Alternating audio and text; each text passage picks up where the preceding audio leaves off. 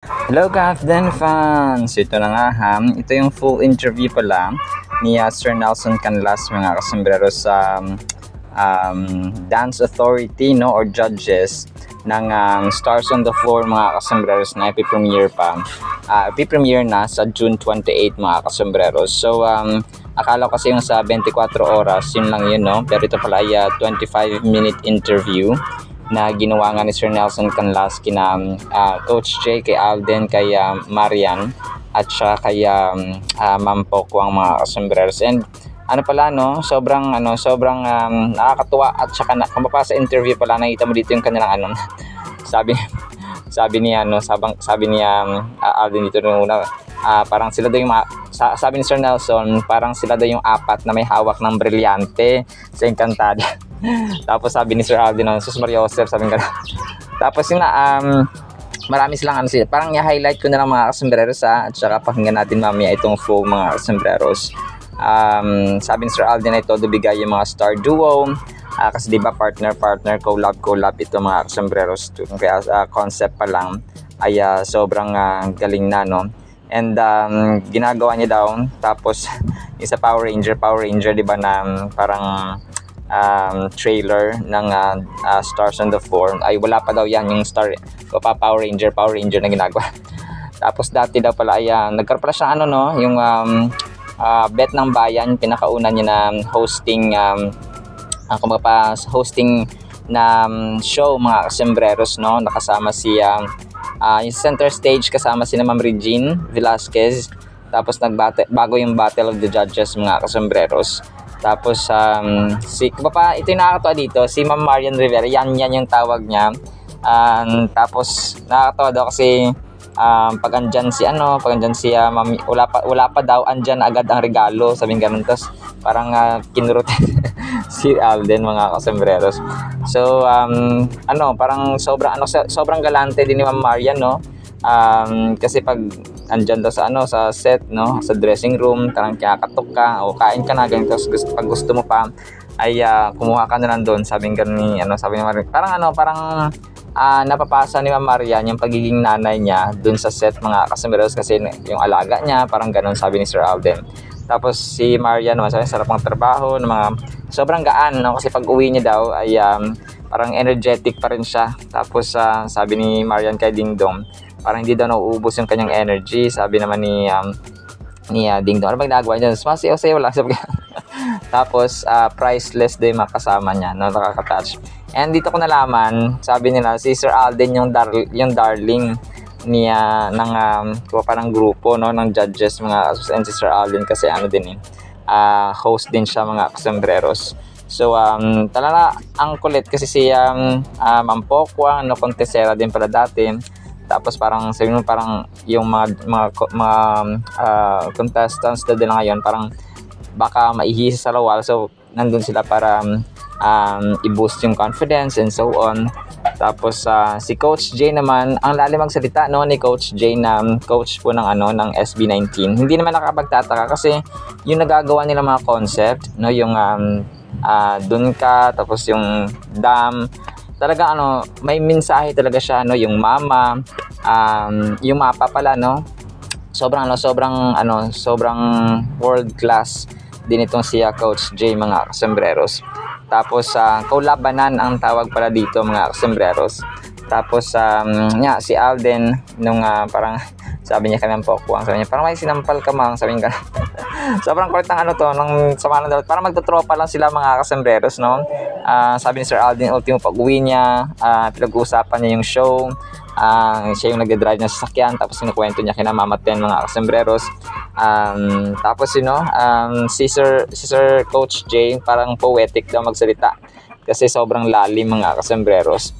And then sobrang kulit ni Ma'am Pokwang din dito no, nagkakaano sila ni Alden mga kasembreros. So dito na yung kinuwento ni Sir Alden yung kanyang napagdaanan last year nung nagkaroon siyang depression na 6 months. Tapos pero dito bumawi siya nung tinanong siya ni Sir Alden na okay ka na ba ngayon, na parang gusto mo ng trabaho, sabi niya gusto, sabi niya yes, parang ayun sumakses. So parang ganun kulit pa rin ni Sir Alden mga kasembreros.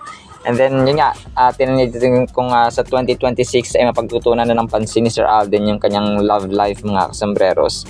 And doon na pinasok ni Sir Alden yung nakaraan na vlog natin, yung parang video clip niya. Yung ito lang na portion, mga kasombreros, na hindi dapat nakasalalay dyan sa love life, na kung masaya ka ba ngayon o hindi. Kasi parang hindi mo dyan didepende, mga kasombreros, yung kasiyahan mo bilang tao. So, yun. And dito nga, sobrang tropa-tropa lang yung kanilang ginagawa. Yung parang treatments about isa, mga kasombreros. Hindi nakapagtataka na matutuwa tayo kapag napanood na ito, no, tuwing Sabado sa simula June 28, mga kasombreros. So yun, no, pakinggan natin. Ito na actually, no, yung aking vlog sa portion ito. Sobrang haba. Itatry kong ika-cut-cut, mga kasombreros, na pakinggan natin, and then sana po ay pakinggan din natin ang Word of God afterwards. I don't know how to start this interview kasi apat na malalaki. I mean, naupo na si Marian dito, naupo na si Alden, naupo na ka na, Mamang. Pero ikaw, first time mo, Coach Jay. Pero sabay-sabay kayo. Parang kayo yung apat na may hawak ng brilyante. Talaga ba? Seryoso. Talaga ba? Welcome to GMA Integrated News Interviews. Yes. At of course, you're here para pag-usapan natin ng Stars on the Floor. Yes. And ito, sabi mo, yung biggest dance competition on air. You guys have to see it for yourself. You have to. We have a very beautiful show, very talented and immersed judges, very passionate and todo bigay na mga star duos. That's what we call the contestants of the show. So, grabe, I mean, concept pa lang nung pinag-uusapan pa lang namin during the Storycon. Parang storytelling pa lang nung creatives namin, maganda na. What more kung ano pa yung makita nyo on screen? Tsaka yung mga pinagagagawa kong Power Ranger. Wala yun.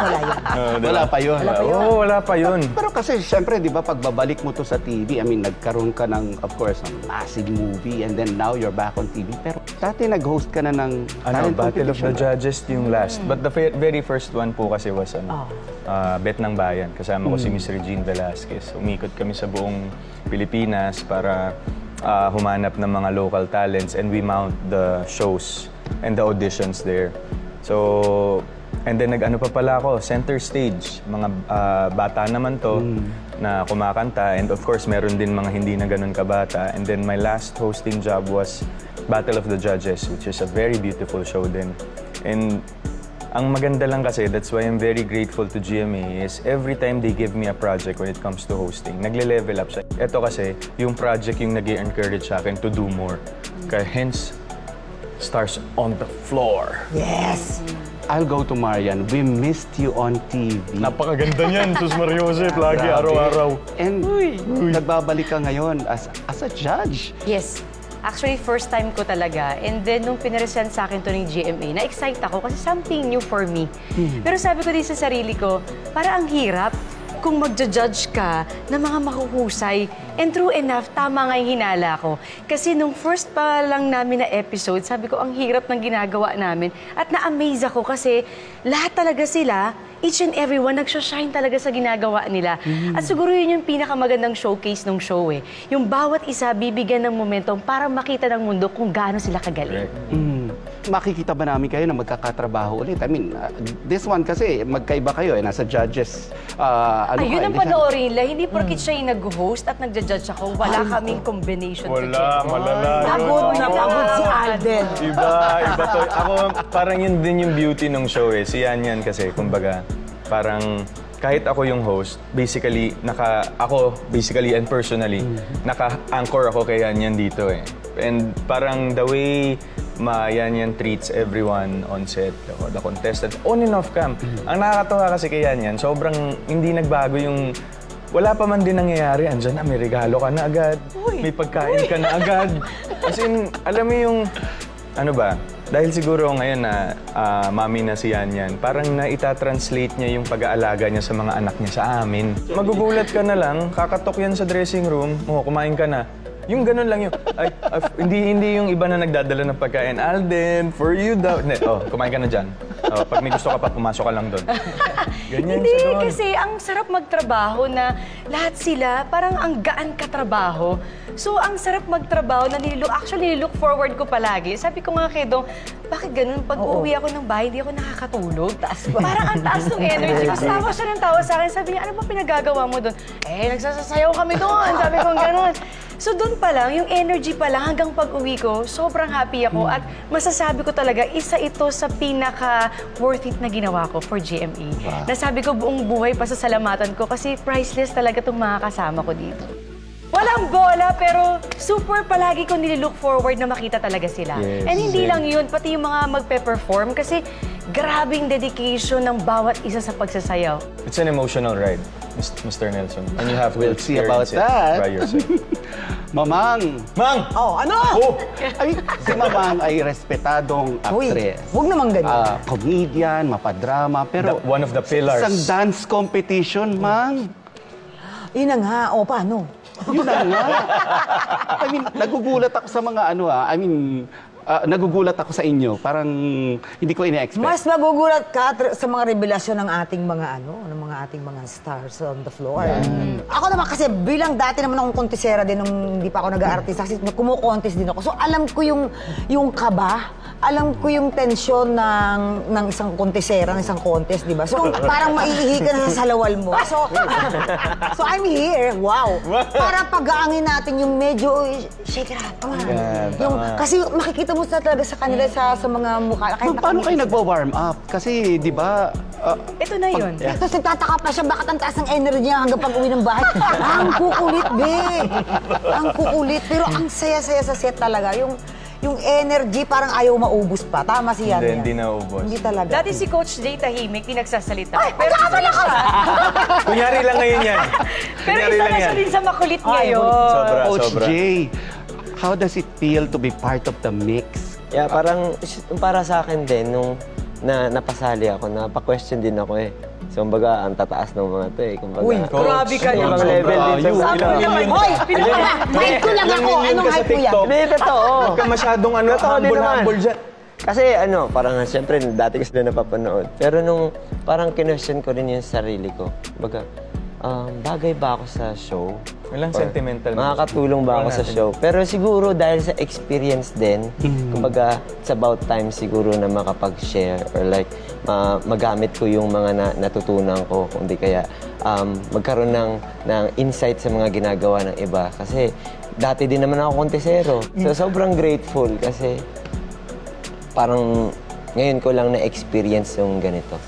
Na kasi sa tagal-tagal mong nagtitraining, tagal-tagal mong parang para saan ba tong pagsasayaw? Kasi maraming dancers talaga na nawawalan ng hope or nawawalan ng chance or pag-asa na para sa ang stage ba sila. Kumbaga, lagi silang nagtitraining pero hindi nila alam para sa ang stage. Sa life nila or di kaya para saan yung pagsasayaw nila kung may career ba talaga yung dancing. Pero para sa akin kasi, calling siya. Kumbaga, pwede mo siyang maaral, pwede mo siyang pero pag nasa puso mo talaga yung pagsasayaw, kahit saan ka pumunta, yung mata mo, yung focus mo, talagang marami kang maiisip or marami kang malalaman or may inspire ka lalo. So ako, para sa akin, hindi siguro dahil sa skills, kundi dahil sa heart. Kumbaga, kasi yun yung power, kumbaga para sa akin, para matouch mo yung tao while dancing. Hindi, mapapanood mo sa TikTok, mapapanood mo, hindi naman talaga yung steps eh. Yung ginagaya nila. So, nai-encourage mo sila through your energy. Na-inspire mo. Yeah, so yung binibigay kahit anong step yan, pero kung galing sa kaluluwa mo or sa soul mo, ang may encourage niyan is yung soul din ng tao. Correct me if I'm wrong. Stars ito. I mean, celebrities plus social media stars. Yes. Na magti-team up. Yes. What's that term? Kolabanan. Kolabanan. Yes. Hindi ba kayo nahihirapan? Kasi Sila. Okay ako. somehow, ito mga nakatrabaho nyo, kaibigan nyo for sure, yung marami sa mga kasali na yan. So, Pero you're judging them. So, paano yan? In short, judger sila. To be honest, kanina sabi ko, sobrang hirap. Kasi nakikita mo talagang nag-i-effort ang bawat isa. Hindi yung makasayaw lang. Ito talaga buong kaluluwa nila. Sabi nga, Buwis-buhay. buwis-buhay talaga. Ginagawa talaga nila na talagang gusto nila perfectly done. Ganon sila ka-metikuloso sa bawat sasayawin, sa bawat step, sa bawat pagtungtong nila sa entablado, makikita mo talaga yung presence sila na, ready sila. Gagawin talaga nila. So kami, as a judge, nag-uusap din kami. O, sino sa tingin Sino mo? sa tingin mo? Ay, nakita ko kasi ganito. So maganda rin sa amin, meron kaming free will na tatlo na mag-discuss anong nakita mo sa hindi ko nakita. At each and everyone, may respeto kami sa bawat sinasabi ng isa. Do you always agree, Mang? Alimbawa, nagkakaroon Yes. kayo ng... Alam mo, so naman. far, no, Mama? So far, So hindi far, kami yes. Unanimous? Yeah. Ganun. Yes, Hindi kami, always. hindi kami yung, hindi, yung, di ba, hindi, pag-usapan muna natin. Walang ganun. Pero Mang, parang may sinampal ka yata doon. Grabe ka! Joke lang, joke lang yun. Basta masasabi ko lang, linggo-linggo nila kaming pinahihirapan. Ang gagaling talaga eh. Sobra talagang Nandun na nga ako iba. sa moment na every Iba. time manonood ako, tuwing uuwi ako, sabi ko, ay, may natutunan na naman ako. Yun. True. And ano talaga sila, alam mo yung, ang masasabi ko lang talaga, abangan nyo to. Kasi dito nyo makikita yung, oh my God, kaya pala niya gano'n yun yung ganyan. Yung mga revelasyon sa bawat contestant, lalo na yung mga sparkle artist natin. Yes. Magugulat kayo sa kanila. Talaga, Siguro ako rin, so proud of them. parang in terms of, I'm sure, ganun din tong mga kasama nating, dance authority. We call them dance authority. Yes. We don't call them judges in this show. But alam ko kasing maganda yung trabaho at mahal ko yung trabahong ginagawa ko. Kapag ultimo pag-uwi ng sasakyan, ako ang nagmamaneho. Pinag-uusapan namin siya ni Mama Tin. Sasabihin ko, Ma, ang galing ni ganito. Ma, ang ganda nung ganito. Then mahuhuli ko na lang yung sarili ko. I'm still talking about work even after work. Yeah, which So you that's- don't normally do. I don't normally do, which means a lot to me. This show really means a lot. And ako, masasabi ko talaga, what a way to, do a comeback after what happened last year. I'm really proud of Stars on the Floor. Coach Jay, ano ba ang hinahanap nyo sa mga contestant? Kumbaga, ako, nung tinanong na gaano kahirap, nung una siguro mafe-feel ko na mahirap kasi nasa amin yung pagpili eh. So, baka mamali kami ng pili. Pero, nung na-experience ko na, hindi pala siya mahirap talaga. Kasi we need to talk after mag-perform. So, mas madaling magsalita pag inspired ka dun sa pinapanood. Galing. Yes. So, Sakto. pero pag blanco yung napapanood, parang ikaw na lang gagawa. Pero sana experience ko sa lahat, walang ganun eh. Walang dull moment. So, pati kami mismo, sabi ko nga kay Ate Yan, may isang beses sabi ko, ang galing naman ni Ate Yan. Kasi nung nagsalita siya, nung namimili kami, meron siya ini-explain na eto si ganito, si ganyan. Pero nung yung sinasabi niya, yun din yung nasa isip ko. So, pagbaga, May connection? Yeah. So parang pare-parehas kami. So kung parang hindi kami nahihirapan. Mahirap. Dahil magagaling sila. Lahat. Ito ba, magja-judge lang kayo and mag-host lang kayo or magko-comment kayo? Pwede kayong mag-comment? It's a free show eh. Pero yun nga, ang abangan nila, star duos lang ba ang magpa-perform? Star duos lang ba ang magpa-partner? Ay, Yun ang tanong natin. Pressure daw ako. Yun ang tanong. Pero, Artist ka na naming sumayaw. Nako! Sa opening nito, anong tinatawag natin palong-palo? Sila yun.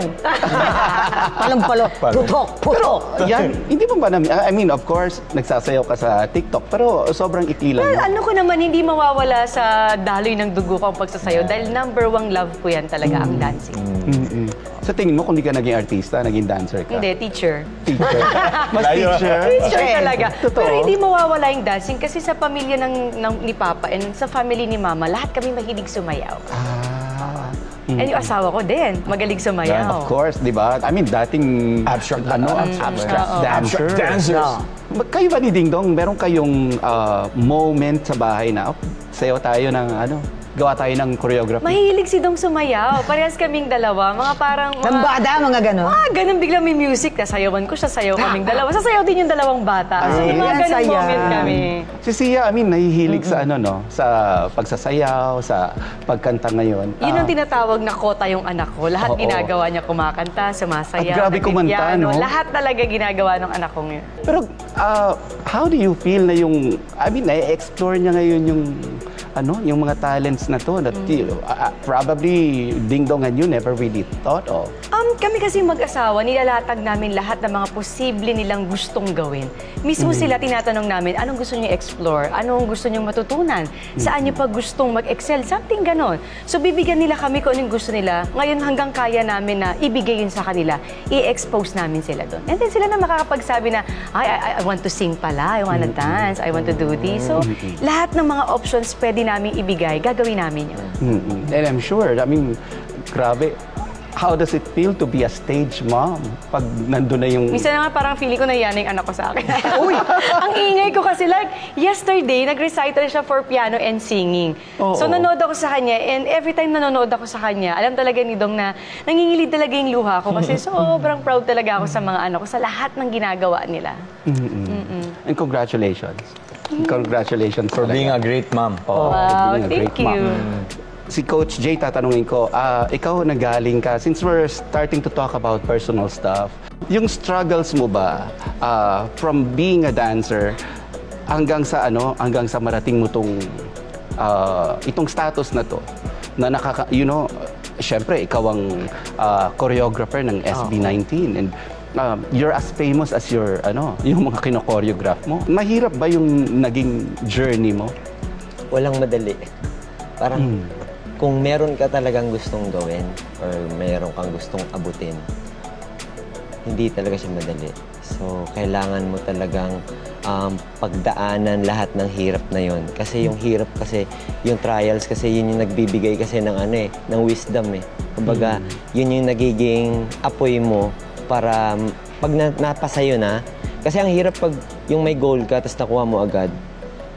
Tapos, pag nasa iyo na, parang wala kang heart dun eh. Kumbaga, wala yung pagmamahal. Pag nawala sa'yo, okay lang sa'yo. Kasi madali lang siyang kunin. Pero pag mahirap siyang kunin, tapos nakuha mo siya, talagang iingatan mo siya. Like, ako, nagpapasalamat ako na marami akong pinagdaanan talaga. Kasi dahil sa mga pinagdaanan ko, ganun ko siya kamahal ngayon kung ano yung narating ko. So, ang hirap din. Yan lang. Naiyak na si mama mo. Ma'am. Kumbaga, sa madaling salita, pinagtrabahuhan mo siya. Yes. Tsaka laging perfect talaga yung timing ni God. Yeah, tama. Always. Sample ka doon. Ako din naman, di ba? Lahat tayo Lahat mga naman pinagdadaanan talaga. Pero talagang pray and sikap lang talaga. At mahalin mo yung talentong regalo sa'yo. Yun. Pag iniisip mo ba yung mga dance moves na ginagawa mo, alam mong magba-viral ito?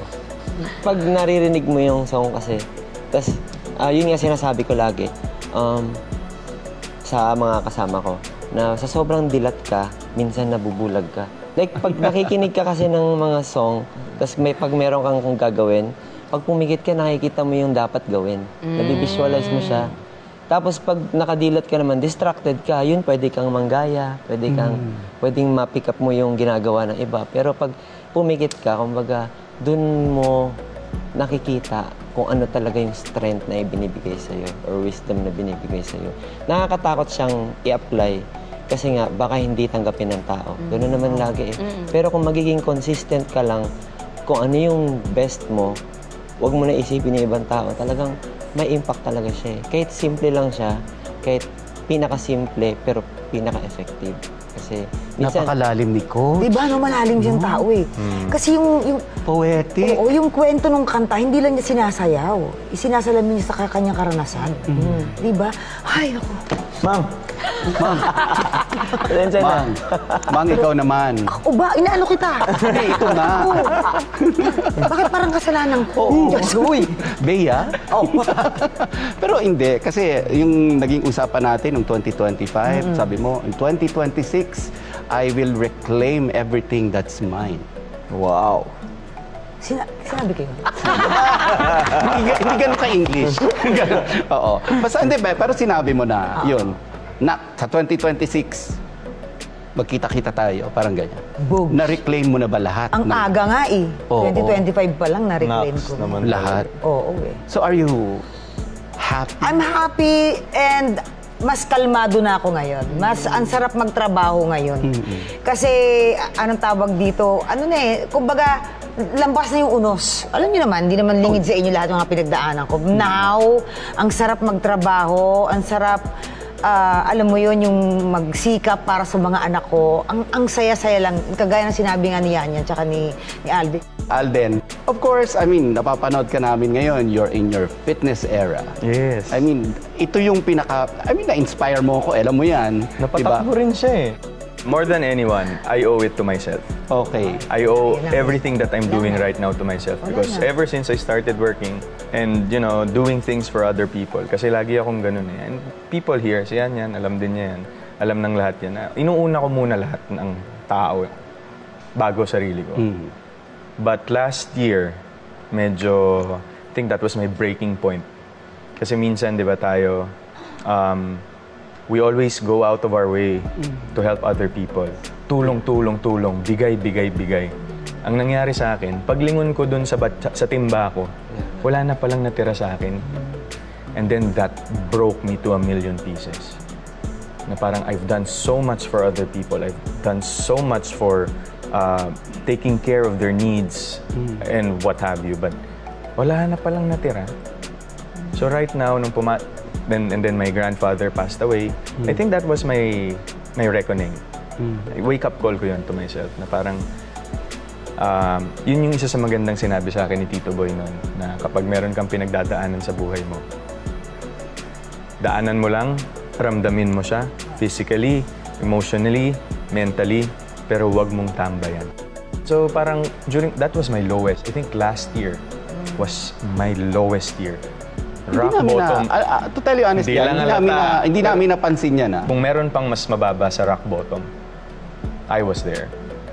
So, parang yun yung times kasi na when you're clouded with a lot of negative thoughts and you're na alam mong meron kang mga kasama, alam mo nandyan yung mga taong nagmamahal sa'yo, pero hindi mo maproseso ng tama yung emosyon mo, hindi mo maproseso ng tama yung pag-iisip mo, it's very hard to be present na kahit nandito ka, wala ka dito. It took me 6 months to get over that. That was, hindi naman siya clinically diagnosed, but that was depression at its finest. That was depression. Ang galing nga, hindi lang halata eh. But you know why before kasi hindi ko siya kayang pag-usapan. Kasi hirap ako eh. Ayokong magpakita ng weakness to a lot of people. My team knows this. Everyone that's close to me knows about this. I've been in the lowest of my lows. Ayoko na mag-work. Are you okay now? Yes, very much. Sumura po. Sumaksis. So, sumaksis. 2026, mapapagtuunan mo na ng pansin ng love life? Yes. Ang Hindi. aga nga eh. Yung best daw ako, yes. Pero, Aga. nakukulong kasi tayo sa ganung stigma eh. I don't understand. Hindi ko alam, hindi ko gets. Bakit ganun ang mindset natin palagi? Ano pwede namang walang love life? Na ang basis ng kasiyahan ng isang tao eh, Love life? I'm not taking that away from anyone. It's just this is my story. And this is how I want my story to be told. Yeah. Not based on the presumption of other people. I'm so done with that. I've been here long enough. I know I've done so much for the industry and I would like to do more for the industry right now. Of course, with my Kuya Dong also. Ayan, kailan natin mapapanood ang Stars on the Floor? Ayan, sa mga kapuso po natin, nakita nyo naman po kung ano ang sneak peek namin sa kung anong meron kami. Sneak peek pa lang po to, wala pa po to. Sa mga totoong ganap sa Stars on the Floor, the first ever collab dance competition sa buong Pilipinas. I'm so honored. I'm very honored. That's why after nga nung first taping namin, tinext ko lahat ng mga bossing namin. And I'm so honored to be working with these very wonderful people. I'm just so blessed to be in their presence right now and every time we do work, the work. So, yan po, June 28 mga kapuso, every Saturday po yan sa GMA. Ini-invite ko lahat ng mga tao na, alam mo yun, may tinatagong galing pero natatakot. So, manood kayo ng Ito na yan. Stars on the Floor. Kasi yung apoy na mapapanood nyo, baka lumipat sa inyo at ipagpatuloy nyo kung ano talaga yung ginagawa. Lalim talaga ni Coach Lalim talaga Jay, ni no? Makisayaw, makitawa, makisaya kayo sa amin talaga. Sa June 28 na po mag-start na kami. Promise, talagang napakaganda po nitong programang ito. And, Ma'am, serious ka dito or comedy? Siyempre, ako yung ano dito. Nag-iiba siya ng abangan persona nyo. eh. Iba't ibang persona ni Mamang mo dito. Di ba? Kaya isa sa mga dapat yung abangan din. Sobrang, sabi ko nga, nakakabata tong programang ito. Sobrang babata kayo ng 10 years pag pinanood nyo to. Yung mahahawa kayo sa energy nila talaga. Iba, iba talaga. Sa buhay ng tao, maraming pinagdadaanan. Pero itong show na ito, ang isa sa mga dahilan kung bakit sila sasaya gabi-gabi. Short but sweet. Palong-palo. Palong-palo. Yan namin. Kasi nga, si Yan yung ano namin eh. Siya yung aming ilaw ng kagandahan. Kasi pagka yung ano, pag yung nakabuton na sa kanya, Parang may mali na sa parang may sariling diva. Grabe naman kayo. Diba? Kasi Alden naman yung aming darling. Yung darling namin Darling sa of the set. crowd. Diba? At syempre, ito naman aming cutie-cutie. Candy Eh, ikaw, Mang, ano ka? Siyempre, alam nyo na, ako yung ano. Ay, hindi. Ako yung magpapaaral. Ng mga anak. Ng mga anak. At para po sa ating Word of God mga kasambreros ay sobrang ganda po nito. Ang title natin, Puso sa Kayamanan. Matthew 6:21, For where your treasure is, there your heart will be also. Ang verse na ito mga kasambreros, or ang eksenang ito ay sa Sermon on the Mount, no? Na kung saan si Jesus Christ po ay nagtuturo sa kanyang mga tagapakinig ng kaibahan ng earthly treasure at saka ng heavenly treasure. Kumaga pa yung mga makalangit na kayamanan over sa makalupang kayamanan mga kasambreros. And as given ay in-emphasize ni Lord Jesus Christ yung kahalagahan ng heavenly na mga kayamanan mga kasambreros. And sabi nga niya sa Matthew 6:19-21, do not store up for yourselves treasures on earth where moth and rust destroy and where thieves break in and steal, but store up for yourselves treasures in heaven where moth and rust do not destroy, and for where your treasure is, there your heart will be also. So ito po yung kabuang verse or thought niya mga kasambreros, or truth. So whatever we focus on dictates our actions. So given yun mga kasambreros, literal reality mga kasambreros, na kung saan po yung ating pinapahalagahan, saan yung ating pinaglalaanan ng maraming oras, maraming panahon, ng effort, ng pera. So yun po yung ating kung pa yung focus natin. Ibig sabihin nun, parang doon umiikot ang mundo mo, no, sa term po ng world mga kasambreros, o ng mga tao. When we focus on earthly success and wealth, we will expend our energies on earthly matters. So kapag tayo nakafocus sa mga bagay na temporary, material, kung pa inaamag, nabubulok, nauubos sa mga bagay na dito yung kinakalawang, no? So yun siya mga kasambreros ay nagdidictate po, no, yung ating actions doon. So parang yung ating action, yung ating behavior, yung ating attitude mga kasambreros ay related doon. However, when we focus on God's priorities, our actions will reflect different priorities and our reward in heaven will last forever. So sa mga tao naman na nakafocus sa priorities ng Panginoon, hindi naman ibig sabihin na na parang mali na pala yung magsikap dito, mali na pala yung mag-impok ng pera, mali na pala yung mag-ipon, mali na pala yung maging financially stable. So, hindi po ganun mga kasambreros. Ang ibig sabihin lang po, you can use your money to glorify God.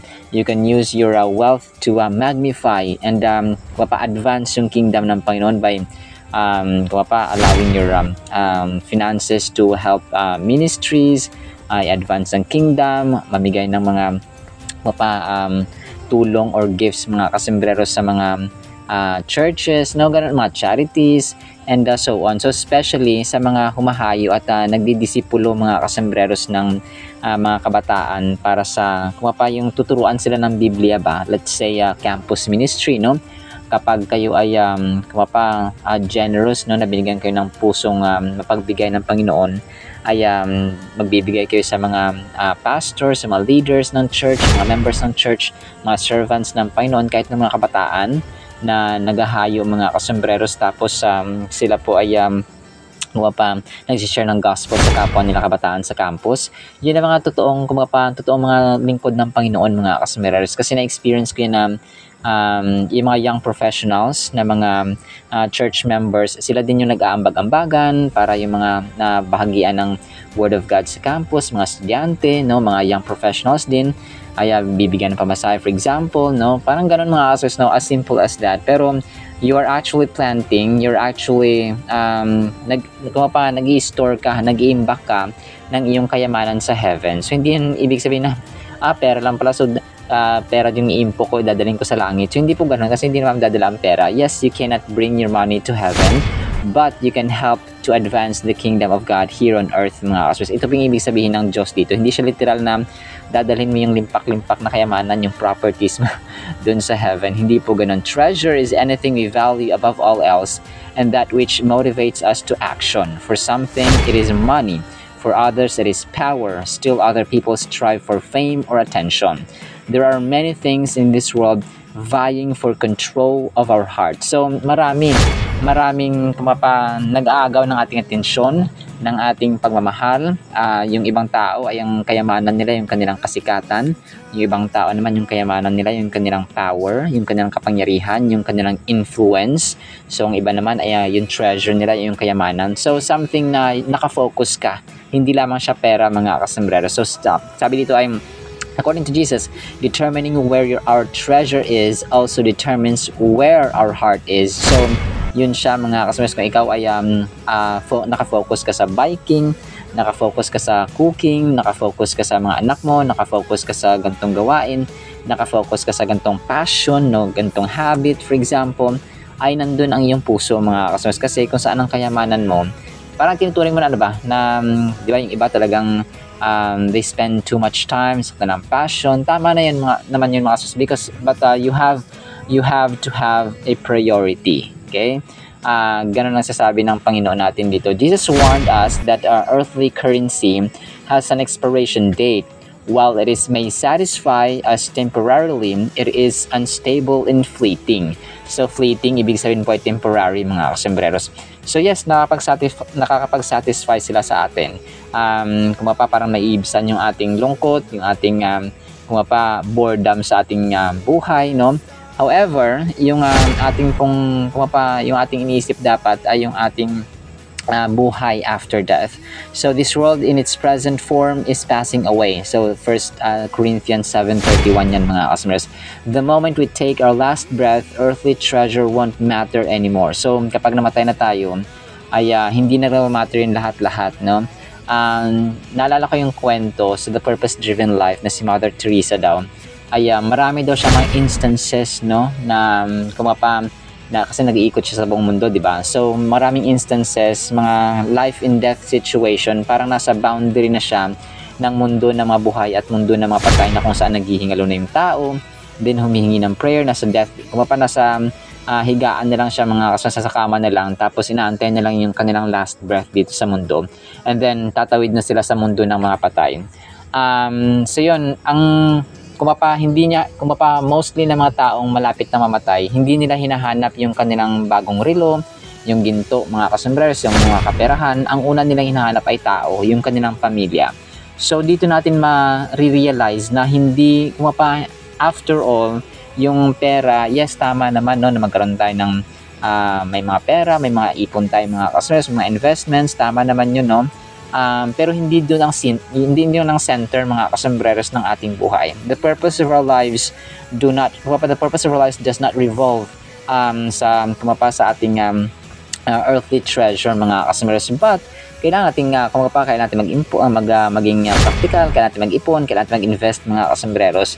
Kung kaya nga sasabi natin kanina na hindi masama yun kung you are using your wealth sa pagtulong sa pamilya, pagtulong sa iba, no, and especially sa pag-advance po at paghayo mga kasembreros ng kingdom ng Panginoon. Jesus urged us to think beyond that last breath to eternity. When our focus is on eternity, when our treasure is laid up in heaven, our lifestyles reflect that perspective. So, ganang sasabi natin parati na the way we think will also affect the way we behave, the way we act, and the way we approach other people, and the way we treat other people, especially our families, the way we treat and love our parents, the way we care for our siblings, our husbands, our spouses, our children, for kung paano lahat mga mortal beings in general. So it is no sin to be rich. Sabi dito, hindi kasalanan naging mayaman. So gaya ng mention natin kanina. But our passions follow our investments.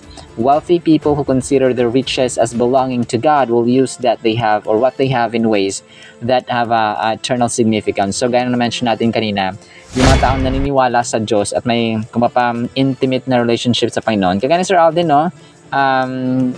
siya yung example na dahil may malapit siya na relasyon sa Panginoon, naka-Diyos siya, yung charity, priority niya rin mga scholars and so on, na ayaw niyang ibalandra, ayaw niyang kumapaipalam sa publiko mga kasunod, because as much as possible ay private din yung kanyang pagtulong, which is napaka-inspiring. Dapat nating tularan kasi maraming mga tao talagang binabalandra yung pagtulong, dapat hindi po, dapat in secret lang, so that our Heavenly Father will also reward us in secret mga kasimbrero. So as simple as that. Kung kaya ang ating puso ay nakatuon sa kung saan yung ating kayamanan. But let's change that to treasure in heaven rather than treasure on earth mga kasembreros. So again, hindi masama maging mayaman as long as ginagamit natin ito sa ikinakadakila ng ating Panginoon, especially to help and for good purposes mga kasembreros. Alright, so naman po in the meantime nawa po ipagpalain po tayo ng pag-ibig, pananampalataya at pag-asa in the mighty, holy, sweet, magnificent name of our Lord Jesus Christ. And everyone said Amen and Amen. See you sa next segment po mga kasembreros, and paalam po. I love you.